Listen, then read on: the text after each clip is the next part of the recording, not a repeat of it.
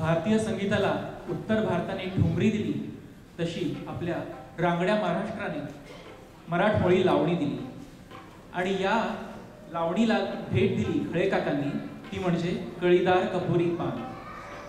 या लावणी मागचा किस्सा मजेशीर आहे. ही लावणी लिहिली राजा बडेंनी आणि ती सादर होणार होती तेव्हाचे मुख्यमंत्री मोरारजी देसाई यांच्या समोर. संगीत देणार होते शंकरराव कुलकर्णी. कार्यक्रमाच्या दिवशी झाली बोंब, कारण शंकरराव कुलकर्णी आले नव्हते आणि चाल पण दिली गेली नव्हती. बडेंनी मग खळ्यांकडे धाव घेतली. खळ्यांनी मग बडेंना सांगितलं, मी ही लावणी करतो पण आपल्याकडे वेळच कमी आहे, त्यामुळे मी चाल लावत असतानाच गायिकेला ती शिकावी लागली. गायिका होत्या कुमुदिनी पेडणेकर. त्या तयार झाल्या. पुढच्या 20 मिनिटात खळ्यांनी कामाला सुरू केली. चाल लागत गेली आणि ती लागत असतानाच कुमुदिनी ताईंनी ती गळ्यात बसवली आणि इतक्यातच बाहेर अनाउन्समेंट झाली ती अशी, राजा बडेंची लावणी कळीदार कपुरी पान सादर करीत आहेत कुमुदिनी पेडणेकर, संगीतकार आहेत शंकरराव कुलकर्णी. खळे तेव्हा काहीच करू शकले नाहीत, कारण कॉन्ट्रॅक्ट शंकररावांच्या नावावर होता आणि शंकररावांनीच मानधन सुद्धा घेतलं. पुढे काही वर्षानंतर खळ्यांनी हीच लावणी मग सुलोचनाबाई चव्हाणांकडून स्वतःच्या वेगळ्या अल्बममध्ये गाऊन घेतली आणि मग त्याचं क्रेडिट त्यांना मिळालं. अशी एक तडफदार लावणी ऐकूया आता आपण मंजुश्रीच्या आवाजात, आणि त्यावर दिलखेचक नृत्य सादर करणार आहेत प्रेरणा कुलकर्णी.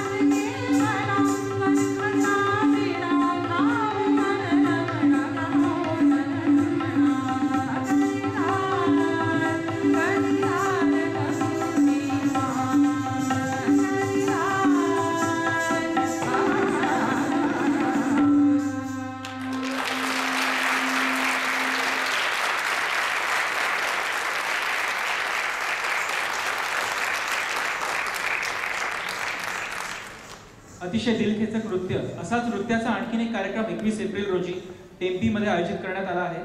राधिका कोतवाल यांनी आयोजित केलेला कार्यक्रमाचं नाव दरबार. 21 एप्रिल रोजी टेम्पी सेंटर ऑफ आर्ट्स संध्याकाळी 4 ते 6:30 यावे.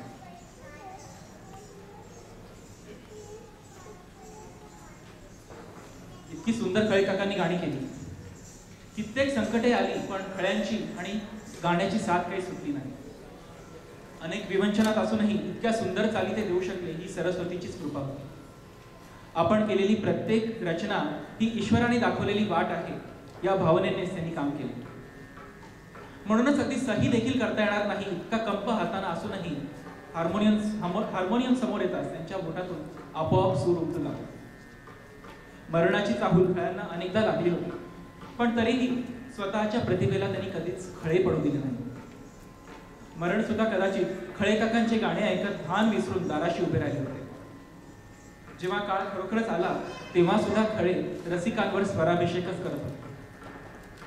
काळ देहासी आला खाऊ ही तानाच्या मात्रांबरोबर काठशिवणीचा खेळ खेळत उलगडणारी अस्थायीची ओढ.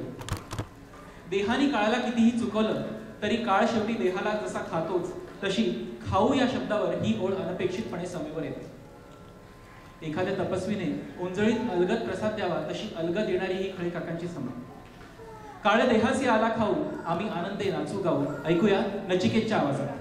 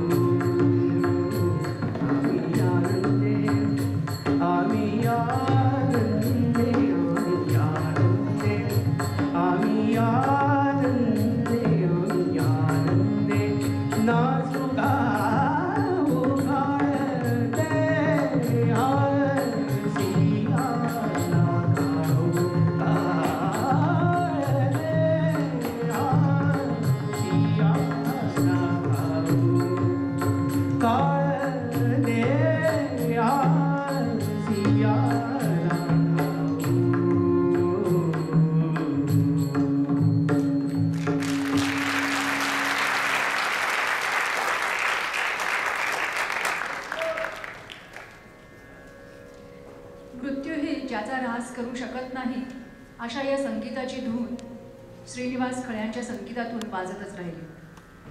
संगीताच्या या साधनेत त्यांच्या कष्टांना खरोखरच सीमा नव्हती. नाना प्रकारच्या अडचणी उपेक्षा त्यांच्या वाटेला आल्या. जणू काही सोचणारे खळे वेगळे आणि संगीत देणारे खळे वेगळे होते. त्यांच्या संगीतावर याचा कधीच परिणाम झाला नाही. माझे मन तुझे झाले, तुझे मन माझे झाले, तुझे प्राण माझे प्राण, उरले ना वेगळ आले, असंच संगीत खळ्यांच्या तनामनातून रुजलेलं होतं. आणि मग त्याचीच धून त्यांच्या संगीतातून शेवटपर्यंत ऐकू येऊ लागली. आता ऐकूया जयंतीच्या आवाजात बाजे रे मुरली आवाज.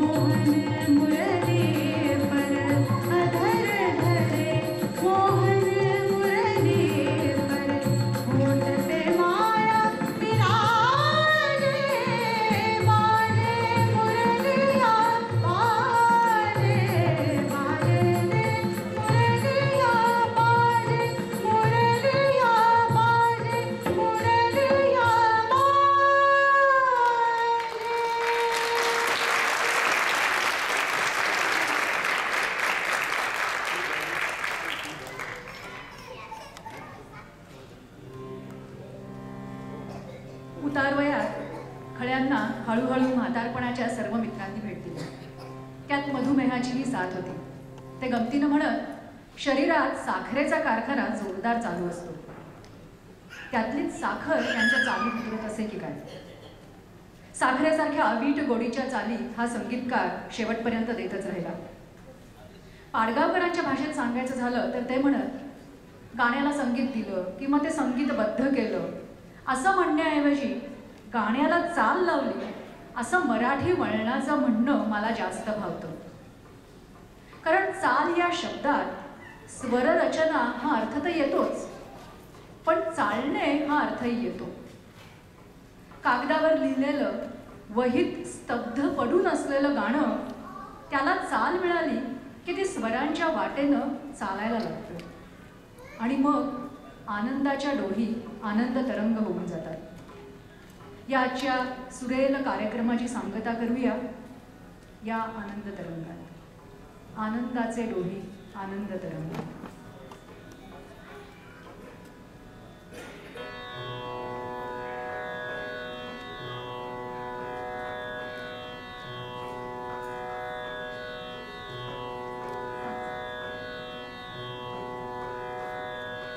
कार्यक्रमाच्या सांगतेपूर्वी दोन शब्द आपल्यासाठी. आज या कार्यक्रमाला आपण उपस्थित राहिलात त्याबद्दल आपल्या सर्वांचे मनापासून आभार. मराठी संगीतातील अध्वर्यू पद्मभूषण श्रीनिवास खळे यांच्या गाण्यांचं शिवधनुष्य उचलण्याचा आमच्याकडून हा छोटासा प्रयत्न होता. या प्रयत्नात जर झाल्या काही चुका, सूर काही राहिले, जर काही चूक झाली असेल तर आपण आम्हाला माफ कराल अशी आम्हाला आशा आहे. तो राजहंस एक या कार्यक्रमाची संकल्पना जेव्हा मनात आली तेव्हा मी ज्या व्यक्तींची या कार्यक्रमाविषयी बोलले त्या सर्वांनी क्षणाचाही विलंब न लावता ह्या कार्यक्रमात सहभाग घेण्याची तयारी दर्शवली. हे सर्व कलावंत मित्रमंडळी आज इथे बसलेले आहेत. काही जण आपल्यासमोर परफॉर्म करून गेलेले आहेत, काही जण तिथे कंट्रोल रूममध्ये बसलेले आहेत. या सर्वांनी आपापल्या कौटुंबिक आणि व्यावसायिक जबाबदाऱ्या सांभाळून या कार्यक्रमासाठी खूप मेहनत घेतली. मी त्यांना जर थँक्यू म्हटलं तर त्यांना ते आवडणार नाही याची मला कल्पना आहे, पण या सर्वांच्या सहभागाशिवाय आज हा कार्यक्रम इथे होऊ शकला नसता. मला विशेष कौतुक वाटतं ते आपल्या सगळ्या बालकलाकारांचं. आपल्या आजी आजोबांच्या काळामध्ये जी गाणी गाजली त्या गाण्यांवर या मुलांनी इतकं सुंदर नृत्य केलं. आपल्या भारतीय संस्कृतीचा आणि संगीताचा ठेवा आपण पुढच्या पिढीकडे देण्याचा सतत प्रयत्न करत असतो. त्याचं ह्यासारखं उत्तम उदाहरण दुसरं काय असतं. आणि म्हणून ह्या सर्व बालकलाकारांचं आणि त्यांच्या पालकांचं विशेष अभिनंदन.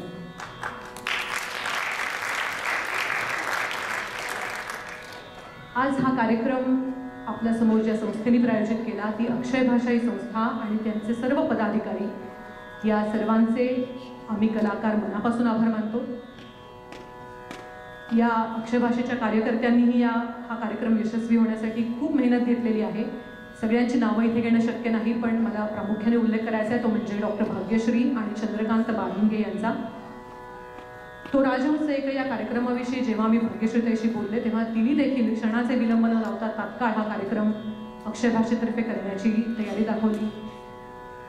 जर हा कार्यक्रम अक्षय भाषेने केला नसता तर कदाचित फिनिक्समध्ये हा कार्यक्रम होऊ शकला नसता. म्हणून एकदा अक्षय भाषा आणि डॉक्टर भाग्यश्री आणि चंद्रकांत बाळिंगे यांच्यासाठी बोलणार.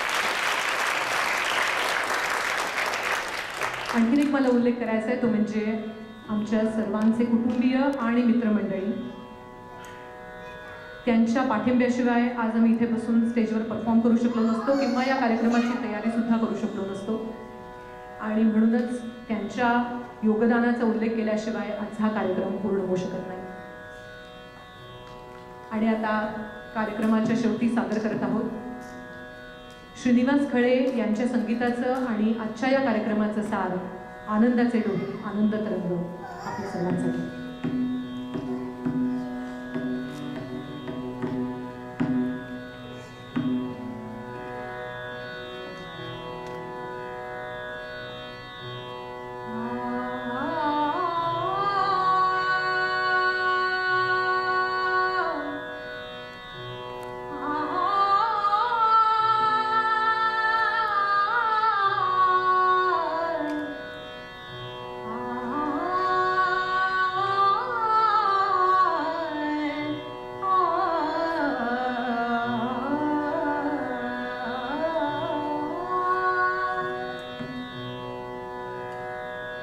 आनंदाचे डोली आनंद तरंग